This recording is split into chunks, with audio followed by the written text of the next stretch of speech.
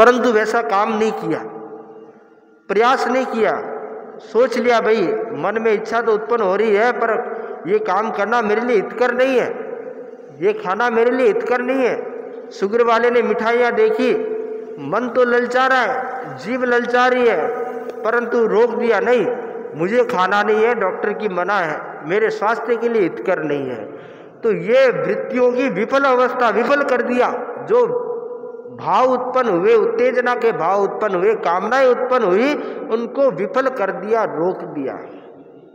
तीसरी जो अवस्था है शांत अवस्था, जिसमें इंद्रिय और मन की शांत अवस्था होती है, न सफल अवस्था है और न विफल अवस्था, अर्थात कामना उत्पन्न ही नहीं होती है। कुछ लोग ऐसे होते हैं जिनको नहीं खाना तो नहीं खाएंगे, उनके मन में भाव ही उत्पन्न नहीं होंगे।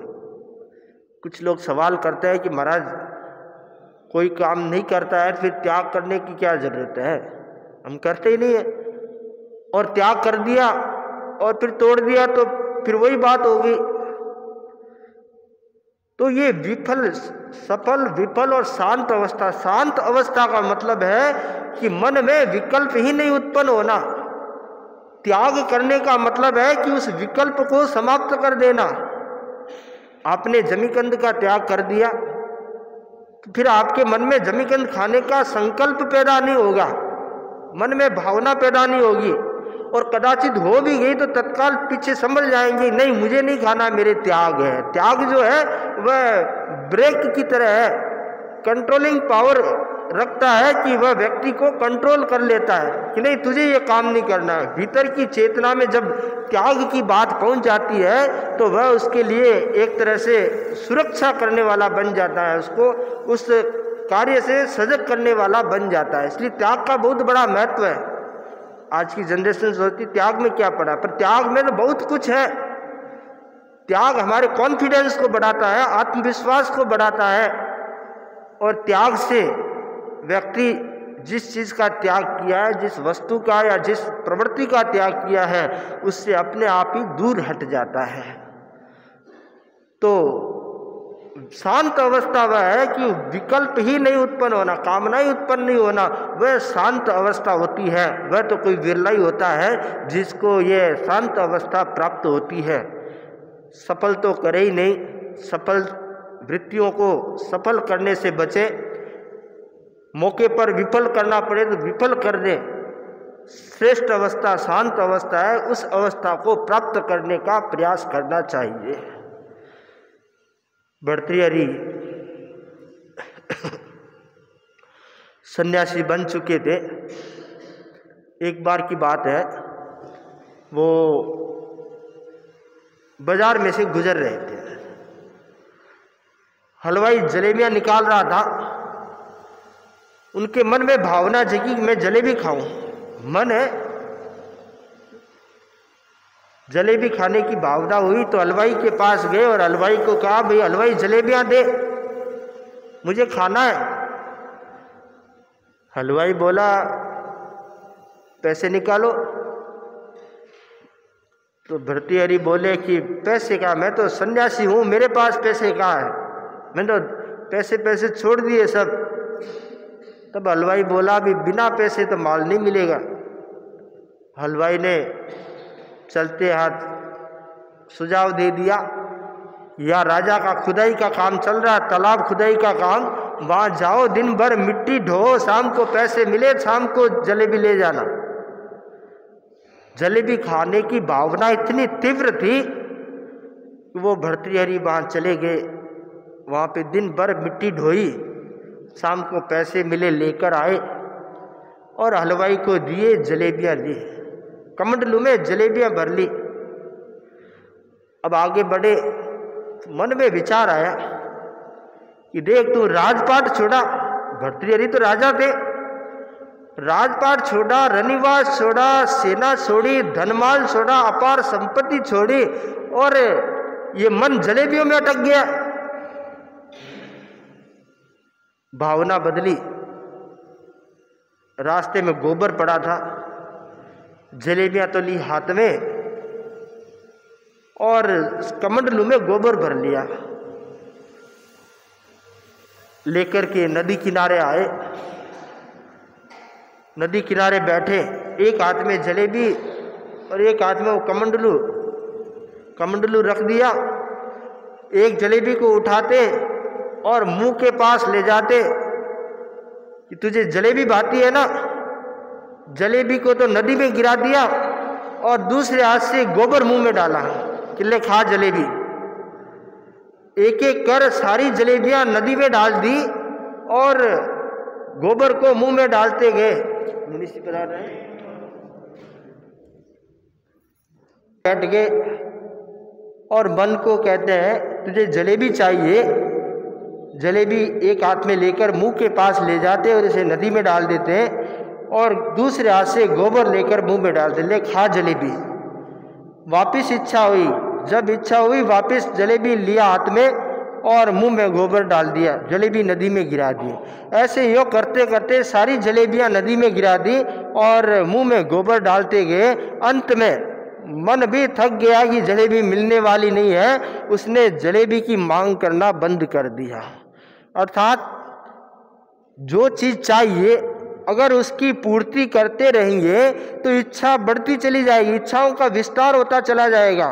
कुछ लोग सोचते हैं कि जो मांग आती है उसकी पूर्ति कर दो, इच्छा शांत हो जाएगी। हो सकता है एक बार शांत हो जाए, परंतु थोड़े समय बाद वापस इच्छाएं जागनी शुरू हो जाती है, उससे बढ़कर जागनी शुरू हो जाती है। तो इच्छाओं की मांग पूर्ति करने से इच्छाओं का शांत होना संभव नहीं है। इच्छाओं का दमन किया जाए, कामनाओं का जब दमन, अपनी इंद्रिय और मन का दमन किया जाएगा तब वह इच्छा शांत हो जाएगी। दमन जो करेंगे तो वह दमन की प्रक्रिया है, वह वृत्ति के परिष्कार की प्रक्रिया है। तो परिष्कार जितना जितना होता जाएगा व्यक्ति शांत अवस्था की ओर आगे बढ़ता चला जाएगा। तो आगम सूक्त यही कहता है कि अगर आप सुखी होना चाहते हो तो अपने मन और इंद्रियों को कंट्रोल में करें और उनकी इच्छाओं का विस्तार को रोकें और उनकी वृत्तियों का परिष्कार करें, जिससे आप इलोक में भी सुखी होंगे और परलोक में भी सुखी होंगे। इन्हीं मंगल भावनाओं के साथ ओम हर। के अवतार भगवान महावीर स्वामी के श्री चरण में कोटि से वंदन। योग प्रदान आचार्य महासमुद्र जी के श्री चरण में कोटि से वंदन। मुनिवृंद, उपस्थित धर्म प्रेमी भाई और बहनों, प्रभु महावीर की वाणी है,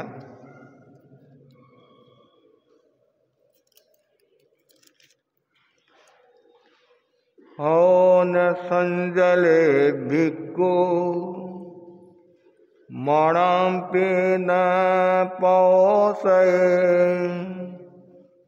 तितिक्षं परमं न च भिक्खु धम्मं विचिन्तये भिक्खु धम्मं विचिन्तये।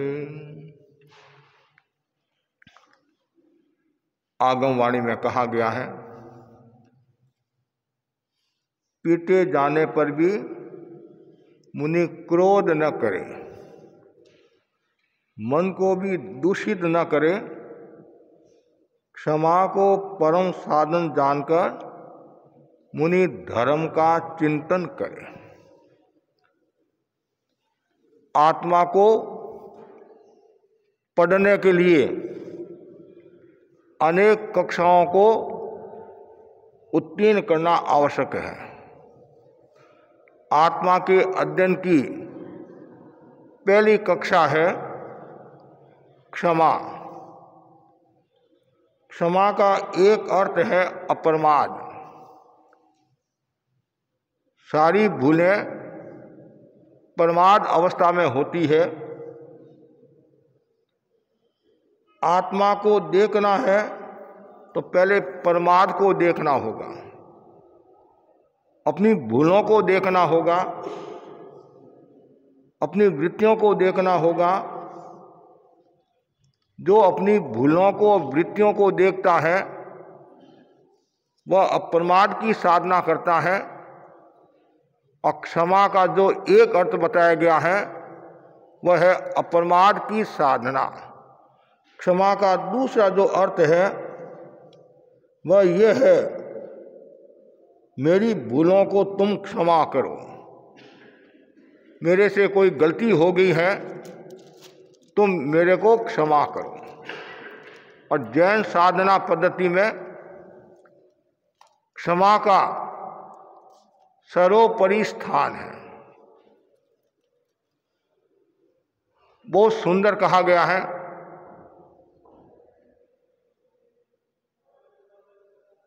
नरस्य भूषणं रूपम, नरस्य भूषणं रूपम, रूपस्य भूषणं गुणे, गुणस्य भूषणं ज्ञानं, और ज्ञानस्य भूषणं क्षमा। मनुष्य का आभूषण क्या है? रूप है। मनुष्य के पास में रूप संपदा होती है, उसका एक अलग मूल्य होता है, विशेष मूल्य होता है। ज्ञानी जन कहते हैं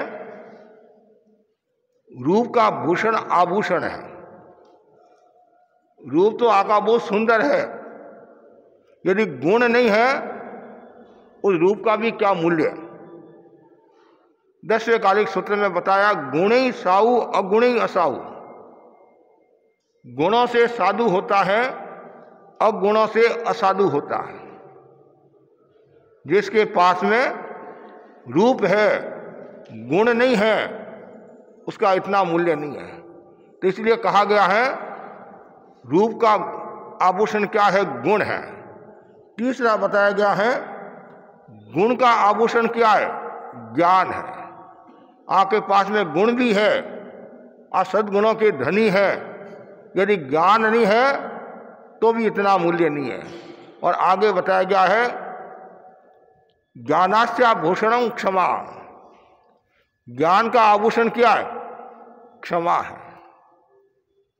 जिसके पास में क्षमा रूपी शस्त्र होता है उसको कोई खतरा नहीं है।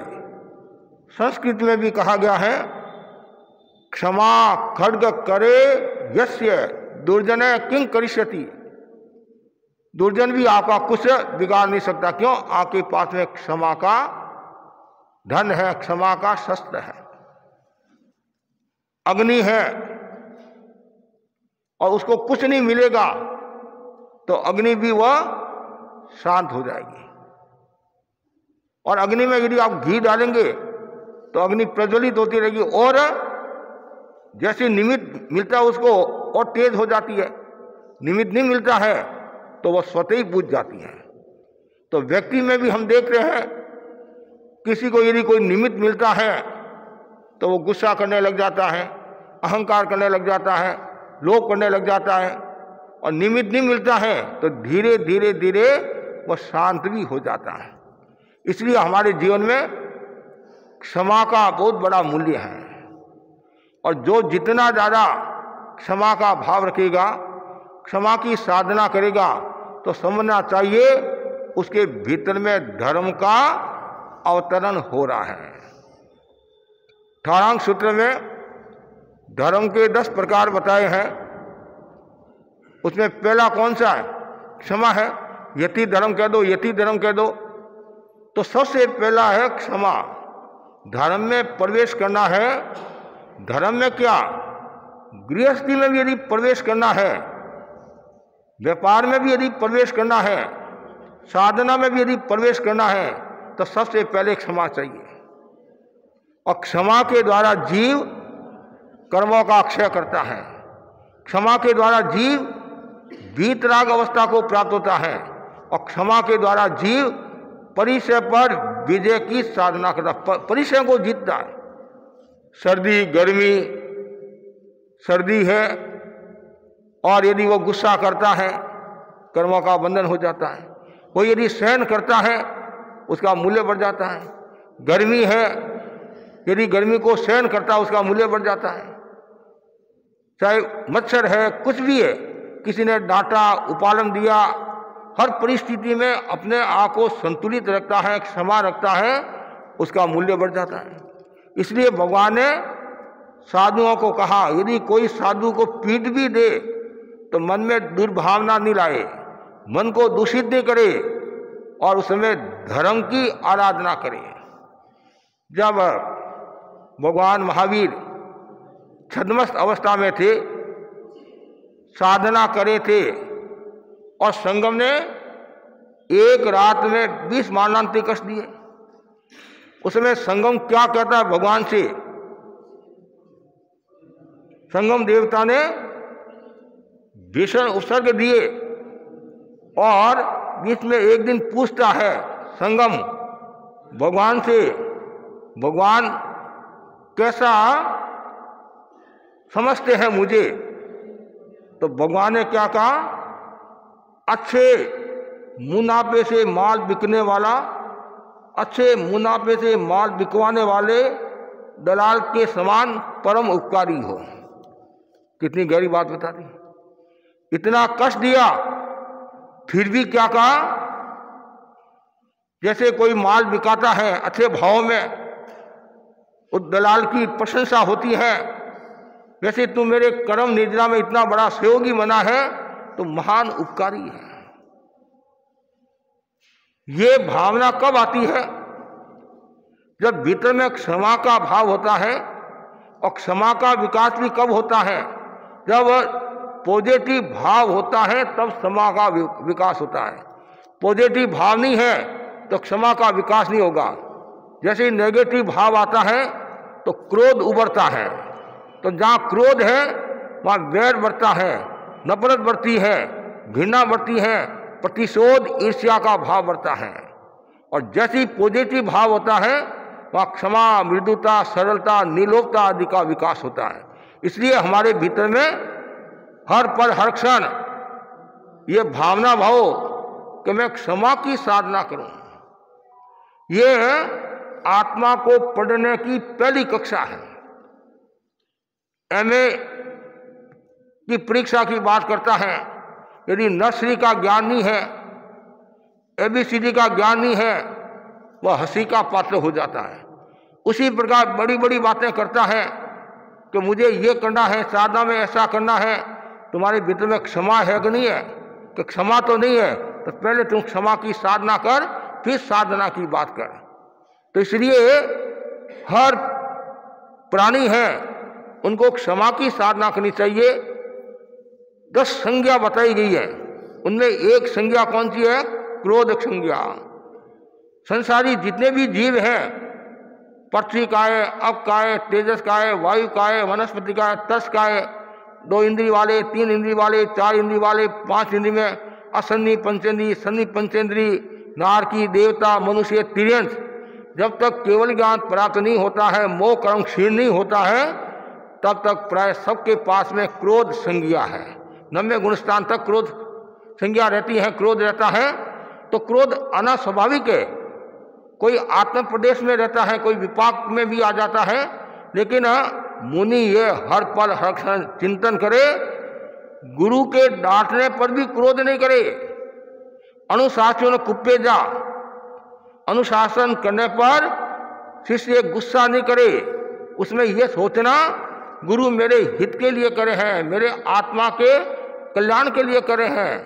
आप घर में हैं, सासू ने आपको कुछ कहा, बहू ने कुछ कहा, बड़े लोगों ने कुछ कहा, उसमें यह सोचना चाहिए मेरे सुधार की बात हो रही है, मेरे निर्माण की बात हो रही है, मेरे विकास की बात हो रही है। उसको आपको सही लेना, गलत नहीं लेना। आपके घर पर कोई मिठाई देने के लिए आता है और आप मिठाई लेते हैं, वो मिठाई आपकी होगी, और आपने मना कर दिया तो आपकी मिठाई नहीं होगी। तो कभी कभी आप क्या करते हैं, महाराज इसने मेरे को गाली दी, इसका मतलब यह है कि आपने गाली को स्वीकार कर लिया इसलिए आपकी होगी। नहीं तो आप कह सकते हैं भाई मेरे को गाली की आवश्यकता नहीं है, तुम्हारी गाली तुम्हारे पास में रख, मुझे तो को गोली दे, क्षमा रूपी गोली दे दे, मेरा बेड़ा पार हो जाएगा। बुद्ध के पास में एक कोई ब्राह्मण दीक्षित हुआ और ब्राह्मण का काका बुद्ध को गालियां दे रहा है। बुद्ध से कहता आपको ये गालियां दे रहा है कि भाई मुझे तो गालियां नहीं चाहिए, उसकी गाली उसके पास ही रहे। ये पॉजिटिव चिंतन। लेकिन आज वर्तमान में क्या हो रहा है कि मेरे को इसने कह दिया, इसका मतलब ये हुआ आपने उसको स्वीकार कर लिया। स्वीकार किया नेगेटिव भाव आया, नेगेटिव भाव आती गुस्सा आया, गुस्सा आती समस्या, और घर में कभी कभी द्वार की जगह दीवार भी हो जाती है। इसलिए यह ध्यान रखना है कि कैसी भी परिस्थिति आ जाए, सुख दुख में हमेशा क्षमा की साधना करना, तटस्थता की साधना करना, मध्यस्थता की साधना करना, कभी भी मन को दूषित नहीं करना।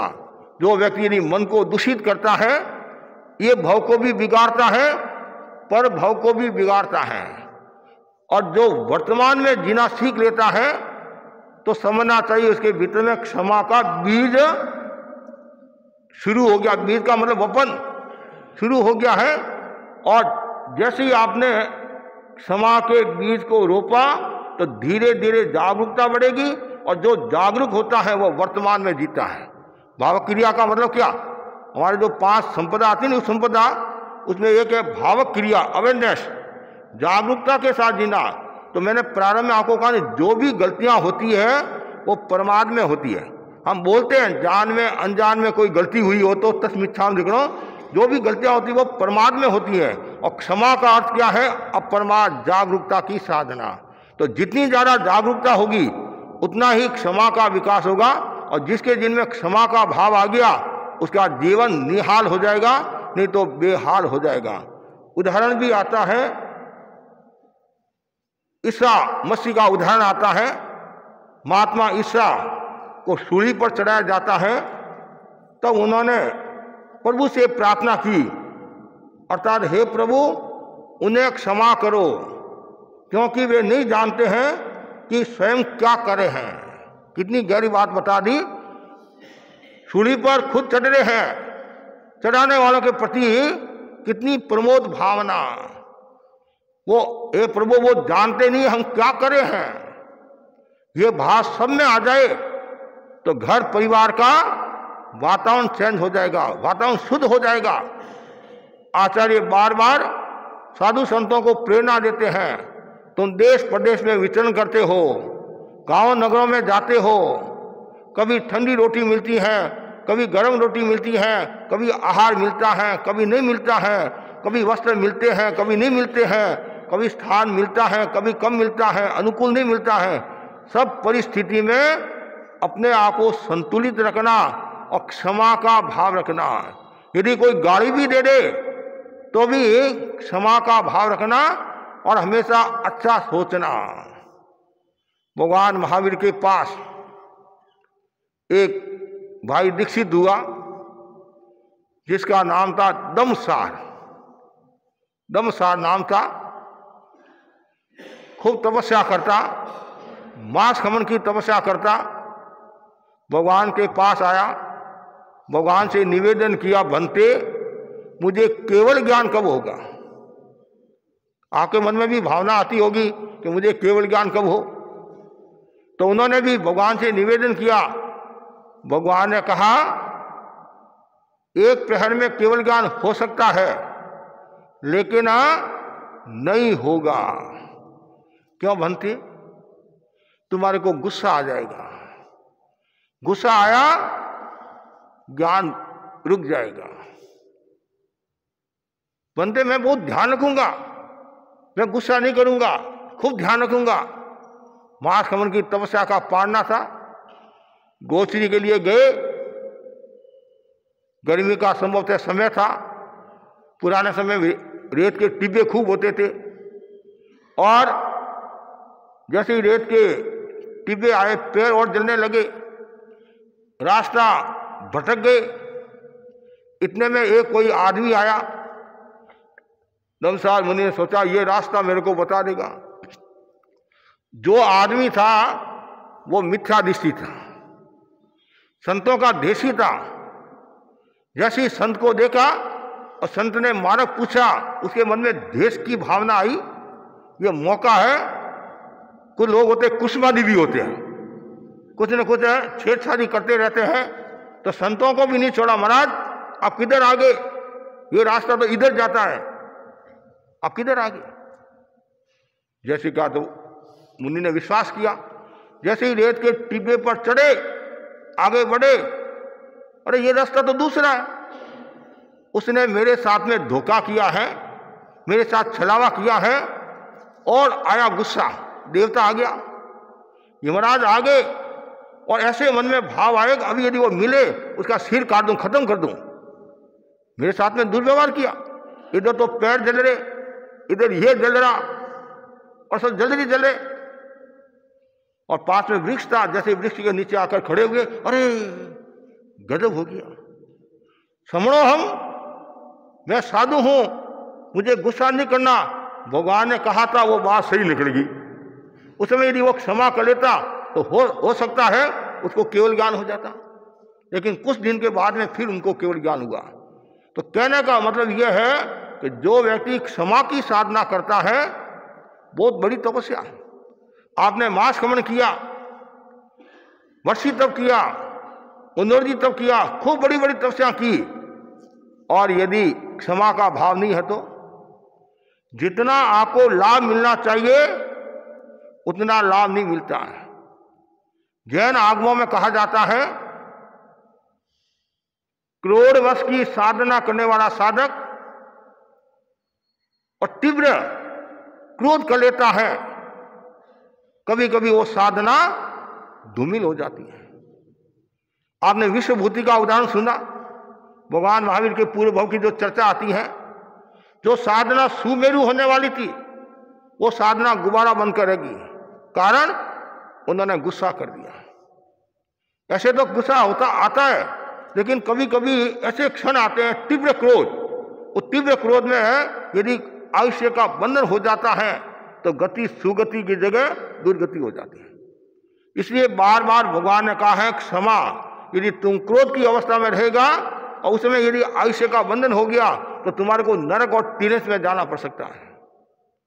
इसलिए गीता में भी बताया है, नरक के 3 कारण बताए नहीं, काम, क्रोध, लोभ। जो व्यक्ति क्रोध करता है वो नरक में जाता है। और हमारे जैन आगम भी कहते हैं, जो अनंतानुबंधी क्रोध वाला है वो जीव कहां जाता है? दुर्गति में जाता है। लेकिन यदि वो खमत खाना कर लेता है तो न्याल, लेकिन अनंतानुबंधी क्रोध वाला पत्थर की रेखा के समान होता है। वो क्या कहता है, मैं मर जाऊंगा लेकिन इससे खमत खाना नहीं करूंगा। महाराज इसका नाम ही मत लो, इसका मैं मुंह देखना भी पसंद नहीं करता हूं। दो सगे भाई आपस में बहुत प्रेम, बंटवारा हुआ और बंटवारा को लेकर झगड़ा शुरू हो गया। ऐसा झगड़ा शुरू हुआ, आना जाना बंद हो गया। गांव में संत पधारे, मुनि पृथ्वीराज स्वामी उदयपुर वाले, मेवाड़ की घटना है। वो दोनों ही भाई पृथ्वीराज स्वामी के भगत थे, वो सेवा करते थे। तो पृथ्वीराज स्वामी पूछा, वो दोनों ही भाई कहाँ हैं, आजकल नजर नहीं आ रहे हैं? कि महाराज दोनों ही भाई वो अलग हो गए हैं। कहाँ रहते हैं? एक इधर एक उधर। तो पृथ्वीराज स्वामी खुद पधारे कि भाई आया नहीं दर्शन करने के लिए। तो बहाना तो आप जानते हैं, बहाना निकालने में सब होशियार है, बहाना बनाने में होशियार है। फिर कहा, तुम्हारा भाई? हाँ मेरा भाई तो है महाराज, हम अलग हो गए हैं, आपस में बोलते नहीं हो। घर कहाँ है? कि इधर ही गली में होगा महाराज, इधर ही गली में। तो मेरे को बता दे, रास्ता तो बता दे। नहीं मेरा बता दो। अरे रास्ता तो बता दे। लेकर गए उसके घर पर और संतों ने कहा खमत खाना कर। उस भाई ने सरल मना होकर, रिजु मना होकर बड़े भाई से खमत खाना किया। जैसे बड़े भाई ने देखा और आया इतना गुस्सा, आपको आश्चर्य होगा, संतों के सामने लात मारी जोरदार। भाई के इतनी जोरदार लात मारी, वो लात ऐसी मारी सीधा भीत से टकराया, माथा फूट गया उसका। संतों ने कहा क्षमा क्षमा क्षमा क्षमा। बड़े भाई को कहा तुमने अच्छा काम नहीं किया। फिर छोटा भाई को घर लाया, थोड़ी उपचार आदि किया, संतों ने विहार कर दिया। पास वाले गांव में संत प्रवचन करे हैं और प्रवचन को रोका, और वो भाई वहां पहुंच गया। मनुष्य अवस्था में नहीं, देव अवस्था में उसका आयुष्य पूरा हो गया। आयुष्य पूर्ण होने के बाद में संतों के दर्शन करने के लिए आया। संतों ने बातचीत की, पूछा कि महाराज मैं देवलोक में गया हूं, भाई का क्या हाल चाल है? भाई का भी स्वर्गवास हो गया है और वो मर के नरक में गया। ज्ञान बल से जान लिया। जैसे वो चले गए, श्रावकों ने पूछा महाराज किससे बात कर रहे थे आप? देखा उनके बीच में कि पास वाले गांव में अमुक भाई का स्वर्गवास हो गया है, वो दर्शन करने के लिए आया। कि महाराज कोई गुजरता तो हमारे को हलकारा आता, हमारे को बता देता है कि नहीं उसका स्वर्गवास हो गया है और वो संतों के दर्शन करके चला गया। इतने में वो आ गया, अमुक व्यक्ति का स्वर्गवास हो गया। तो कहने का मतलब है खमत खामना नहीं किया, आवेश में आकर गुस्से में आकर लात मारी, उसमें आयुष्य का बंधन हो गया, मरकर दुर्गति में गया। और कभी कभी आयुष्य का बंधन पहले भी हो जाता है। यदि अशुभ अवस्था में पहले आयुष्य का बंधन हुआ और नरक में जाने वाला है तो लास्ट में परिणाम भी वैसे आ जाते हैं। जैन दर्शन क्या कहता है? जिस लेशा में मृत्यु को प्राप्त होता है उसी लेशा में पैदा होता है। इसलिए लास्ट के जो परिणाम है वो परिणाम का बहुत बड़ा महत्व होता है।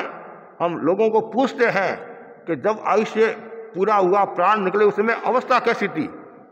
यदि सही अवस्था में है, शांत अवस्था में है, प्रसन्नता की अवस्था में है, राग द्वेष का भाव नहीं है, तो गति सुगति है। मरते समय यदि द्वेष का भाव है, क्रोध का भाव है, आवेग का भाव है, वासना कामना का भाव है, तो गति सुगति की बजाय दुर्गति की संभावना रहती है। इसलिए भगवान ने बार बार कहा है क्षमा क्षमा क्षमा। वो समय हने कोम, कितना सुंदर कहा है। क्रोध को जीतना है किसके द्वारा? उपशम के द्वारा। नाक बहुत, चेहरा बहुत सुंदर है और नाक नहीं है तो कोई मूल्य नहीं है। तालाब बनाया आपने, तालाब में पानी नहीं है तो वैसे ही माया में सब गुण है और क्षमा का गुण नहीं है तो सगाई करने के लिए आए, पूछा भाई में गुण कितना है? कि 98 गुण है। कितना? 100 गुण में से 98 है। तो बहुत खुश हो गया, सर 98 गुण है, 2 तो खास बात नहीं, चलता है।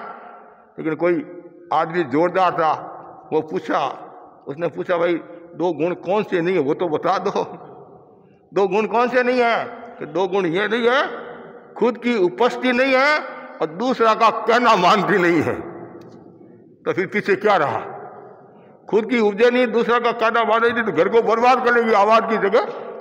तो ये जरूरी है, आपके पास में सब कुछ है, पढ़ाई है, धन है, दौलत है, सत्ता है, सब कुछ है, रंग रूप सब कुछ है, क्षमा नहीं है तो कुछ भी नहीं है। इसलिए सबसे पहले ये जरूरी है क्षमा। कृष्ण की जो बात आती नहीं, भृगु और कृष्ण की बात कितनी सुंदर आती है और कितना सुंदर का है। क्षमा शोभती उस भुजंग को जिसके पास गरल हो, उसको क्या जो दंडहीन विषहीन विनीत सरल हो। ये एक दूसरा पद्य है। और एक वो पद्य आता नहीं, भृगु मारी लात। 2 पद्य आते हैं। तो हमें क्या करना? हर परिस्थिति में अपने आप को संतुलित रखना है। जैसे सांप होता है, सांप में जहर है, जहर है और जहर है और उसमें यदि वो नहीं डसता है या डसकर वापिस जहर को पी लेता है, क्यों सांप भी 2 प्रकार के बताए नहीं, सांप 2 प्रकार के होते हैं। एक सांप ऐसे होते हैं, डस लिया तो मंत्रविद क्या करते हैं, मंत्र शक्ति के द्वारा वापिस जहर को खिंचा देते हैं। और एक सांप ऐसा होता है, डस लिया मरने के लिए तैयार हूं लेकिन वापिस वो जहर लेने के लिए तैयार नहीं है। तो यहां बताया गया है क्षमा शोभती उस भुजंग को जिसके पास गरल हो, जिसके पास में जहर है और वो यदि क्षमा करता है उसका मूल्य है। और जिसके पास में जहर है ही नहीं, जो उसको क्या जो दंडहीन विषहीन विनीत सरल हो, जिसके पास कुछ है ही नहीं है, तो वो क्या क्षमा करेगा? समर्थ आदमी है, यदि वो क्षमा करता है उसका मूल्य। जैसे शेर है, शेर कहता है मैं बकरी को कुछ नहीं करूंगा, कुछ नहीं कहूंगा, नहीं मारूंगा, तो बात समझ में आती है। और बकरी कहती है शेर भैया मैं तुम्हारे को कुछ नहीं कहूंगी, क्या तुम्हारी औकात है, क्या तुम्हारी औकात है। चूहा बोलता बिल्ली मासी मैं तुम्हारे को तंग नहीं करूंगा, कुछ नहीं कहूंगा, तुम्हारी क्या औकात है। बिल्ली यदि कहती है कि चूहा भाने तो शांति रहे, शेर है मैं तुम्हारे को कुछ नहीं कहूंगी, तब तो बात समझ में आती है। कायर यदि क्षमा करता है बड़ी बात नहीं है, समर्थ यदि क्षमा करता है वो बड़ी बात होती है। जिसके पास में सब कुछ है, अब जैसे वासुदेव है, चक्रवर्ती है, उनके पास में सब कुछ है, वो यदि क्षमा करते हैं तो उनका एक मूल्य होता है। और एक के पास कुछ है ही नहीं, हाँ साहब मैं आपको क्षमादान देता हूं, क्या देगा समाधान। तो इसलिए ये ध्यान रखना है हर परिस्थिति में, अपने आप को संतुलित रखना है और अपने आप को आलोकित करना है।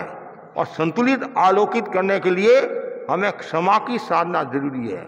और जितनी ज़्यादा क्षमा होगी उतना ही आपका मूल्य होगा। इसलिए क्षमा को क्या कहा है, दिव्य दृष्टि का है। क्षमा को दिव्य दृष्टि का है और क्षमा को वीरों का भूषण का है। क्षमा वीरों का भूषण है। अरिहंता क्षमा शूरा, दुनिया में जितने शूर है सर्वश्रेष्ठ कौन है, अरिहंत भगवान से बढ़कर कोई शूर नहीं। क्यों, अरिहंत के ना कोई राग है ना कोई देश है। सिद्ध मोक्ष पधार गए और आचार्य उपाध्याय साधु वो क्षमा की साधना करें, आगे बढ़ रहे हैं। तो पूर्ण क्षमावान एकमात्र कौन है, अरिहंत भगवान है। अरिहंत भगवान क्षमावान इसलिए है उनके न कोई राग है, न कोई देश है, न कषाय है, न वासना, कुछ नहीं है। तो ऐसा दिन हमारा भी आए कि हम भी पूर्ण क्षमा की साधना करें। और पूर्ण क्षमा की साधना के लिए हमें क्या करना, सहिष्णुता की अनुप्रेक्षा करनी चाहिए, दीर्घ श्वास का प्रयोग करना चाहिए और ज्योति के अंदर पर सफेद रंग का ध्यान करना चाहिए। और साथ साथ में अनुप्रेक्षा करो, क्रोध मेरा स्वभाव नहीं है, क्रोध विभाव है, क्षमा स्वभाव है। क्षमा मेरे जीवन का धन है, क्षमा जीवन का प्राण है, क्षमा जीवन का त्राण है। और जिसके पास में क्षमा है उसके पास में सब कुछ है, और जिसके पास में क्षमा नहीं है उसके पास में सब कुछ होते हुए भी कुछ भी नहीं है। सारा खेल क्षमा का है। और क्षमा के द्वारा हम अपने आभा मंडल को भी निर्मल और पवित्र बना सकते हैं। कुछ लोग कहते हैं महाराज आप फरमाते क्षमा क्षमा सहन करो, कितना सहन करे महाराज, सहन करते करते 50 साल हो गए, कुछ हुआ तो कुछ नहीं है। अरे सहन करते रहो, सहन करते रहो। और कुछ लोग कहते हैं महाराज ज़्यादा सहन करते नहीं तो दूसरा उसका दुरुपयोग करते हैं, दुरुपयोग करते हैं। और एक बार आंख दिखा दे तो फिर किसी की हिम्मत नहीं होती है। अनुशासन अलग है, क्रोध करना अलग है। घर परिवार में आंख भी दिखानी पड़ती है। गुरुदेव तुलसी को आपने देखा, और आंख दिखाते कि नहीं दिखाते, ऐसी आंख दिखाते बड़े बड़े धुस जाते।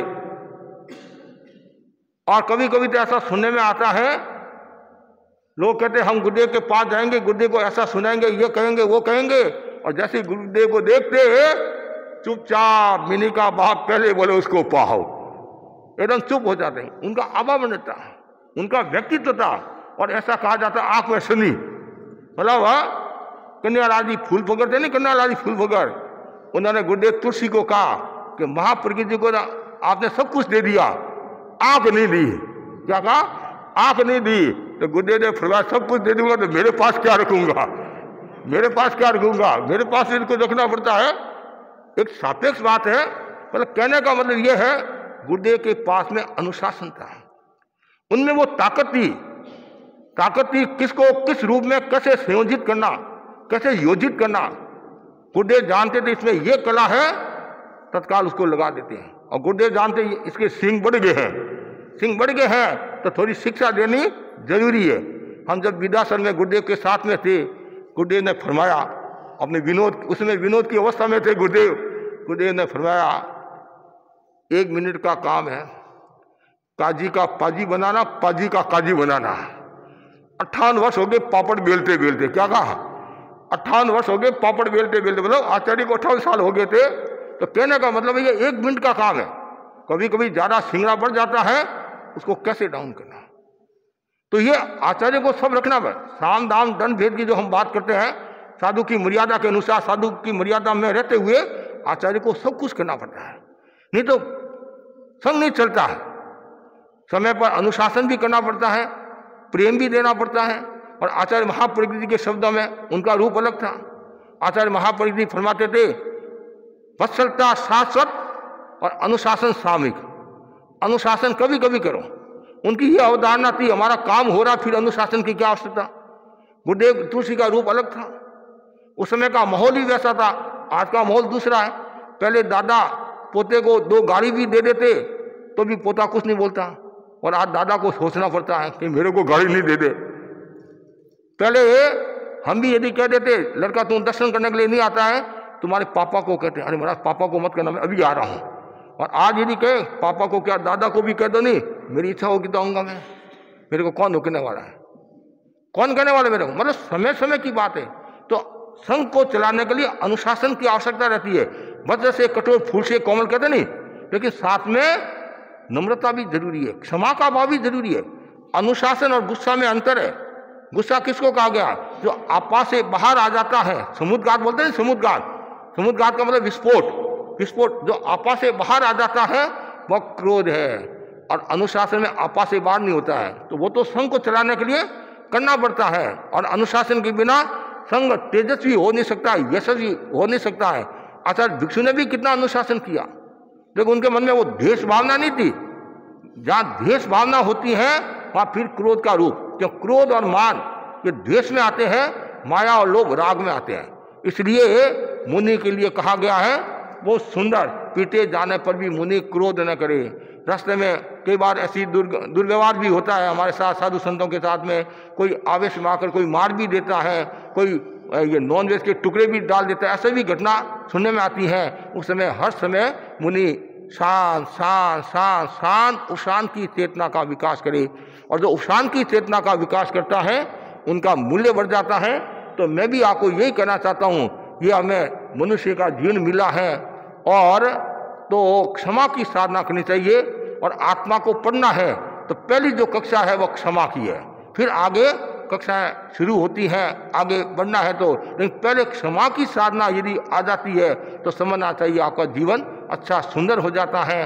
और आचार्य भिक्षु ने मर्यादाओं का निर्माण किया और वे मर्यादाएं हमारे लिए संजीवनी का काम करने वाली है। और आज चतुर्दशी है तो मैं हाजिरी का भी वाचन आपके सामने कर देता हूं।